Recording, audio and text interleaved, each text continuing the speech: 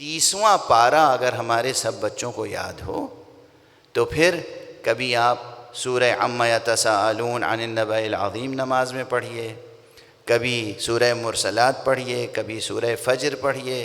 جو عاشقان امام حسین علیہ السلام ہیں وہ تو نماز فجر میں ہمیشہ سورہ فجر پڑھتے ہیں، ٹھیک ہے۔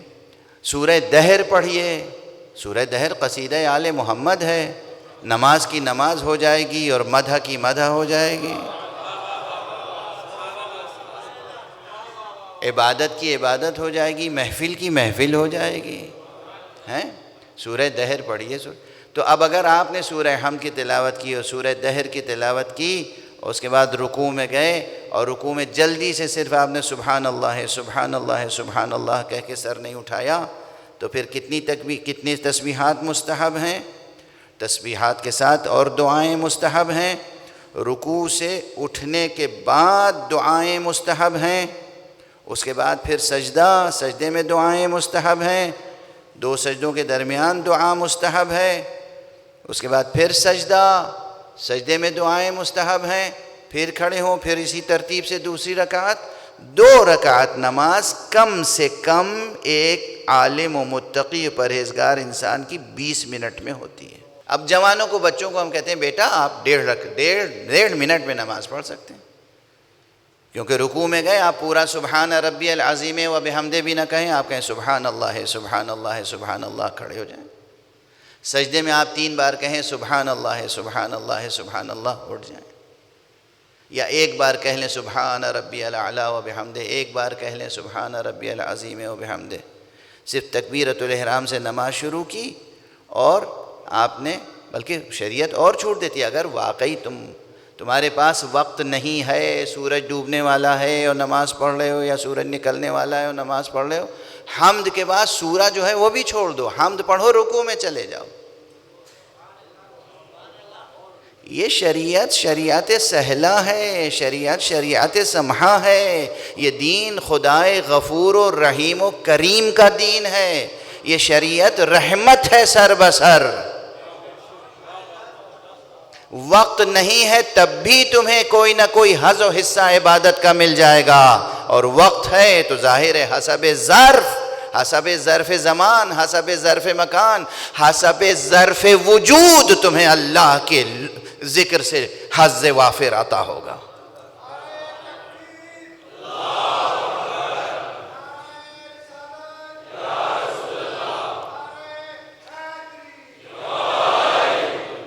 واضح ہے؟ اب یہ میں نے صرف مثال دی کہ 2 رکعت نماز میں، یعنی مجھ جیسا طالب علم 20 منٹ 25 منٹ لگ جاتے ہیں 2 رکعت نماز میں جب تنہا پڑھتا ہوں۔ معاف کرنا، یہ تظاہر نہیں کر رہا ہوں، تعلیم کے مرحلے میں عرض کر رہا ہوں۔ اچھا، امام جب پڑھے گا تو کیا اس کو، امام جب نماز پڑھیں گے، امام جب نماز شب پڑھیں گے، کتنا وقت چاہیے؟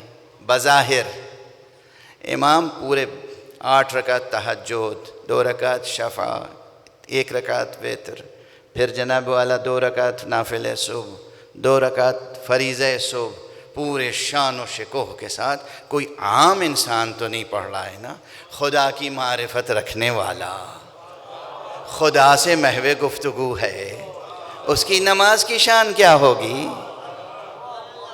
اور اس حسین کی نماز کی شان کیا ہوگی؟ خود حسین کتنے طولانی سجدے کرتے ہوں گے کہ جب بچپن میں رسول کی پشت پر آتے تھے تو رسول سجدے کو طول دے دیتے تھے۔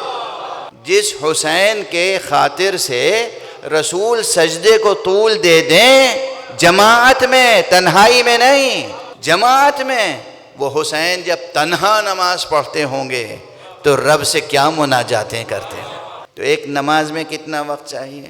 تو اسی شان سے نماز ظہر، اور صرف 4 رکعت تو معصوم نہیں پڑھتے تھے، 4 رکعت نماز ظہر سے پہلے 8 رکعت نافلہ ظہر ہے، پھر نماز عصر سے پہلے 8 رکعت نافلہ عصر ہے، اس کے بعد 4 رکعت نماز عصر ہے، نماز مغرب اور اس کے بعد 4 رکعت نافلہ مغرب، نماز عشاء اور 2 رکعت بیٹھ کر نافلہ عشاء۔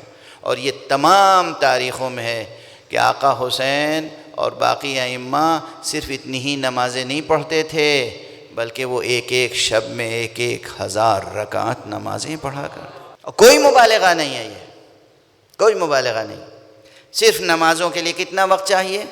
اگر ہم میں سے کوئی ایسی نمازیں پڑھے تو دنیا کا ہر کام چھوڑ کے ہر ایک سے بس یہی عذر کرے گا، بھئی میں نماز پڑھ رہا تھا، معاف کیجئے کام نہیں کر سکا، میں نماز پڑھ رہا تھا آفس نہیں آ سکا، میں نماز پڑھ رہا تھا وعدہ پورا نہیں کر سکا، میں نماز پڑھ رہا تھا یہ نہیں کر سکا، میں نماز پڑھ رہا تھا وہ نہیں کر سکا۔ تاریخ میں کوئی ایک جملہ دکھا دو کسی معصوم کا کہ میں نماز پڑھ رہا تھا اور یہ نہیں کر سکا۔ معصوم کی نماز کسی کار خیر میں رکاوٹ نہیں بنتی، کوئی زکوٰۃ بھی مانگے تو نماز کی حالت ہی میں دے دے۔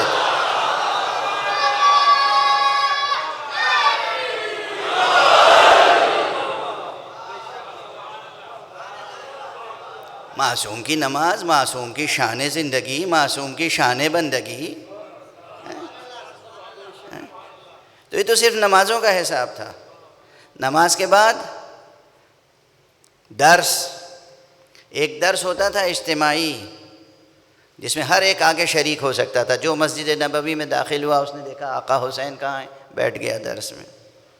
پھر بہت سے درس ہوتے تھے خصوصی، چونکہ ہر انسان ہر راز کو سمجھنے کے قابل نہیں ہوتا، تو بہت سے اصحاب کی تنہائیوں میں تربیت ہوتی تھی۔ پھر غلام خریدتے تھے، غلاموں کی تربیت کر کے آزاد کرتے تھے، کنیزیں خریدتے تھے، کنیزوں کی تربیت کر کے آزاد کرتے تھے، اپنے اہل و عیال کی تربیت کرتے تھے، اور اس کے بعد قد یمین۔ ہمارا کوئی امام ایسا نہیں ہے جو امت کے ٹکڑوں پر زندگی بسر کرتا ہو۔ حالانکہ یہ ترکیب بھی نازیبا تھی، مگر معافی کے تحت عرض کر رہا ہوں، چونکہ بعض لوگوں کے ذہنوں میں یہ ہے کہ یہ خمس اور زکوٰۃ اور غنیمتیں آتی تھیں اور رسول اور ائمہ اہل بیت ان پر زندگی بسر کرتے تھے۔ نہیں، ایسا نہیں ہے۔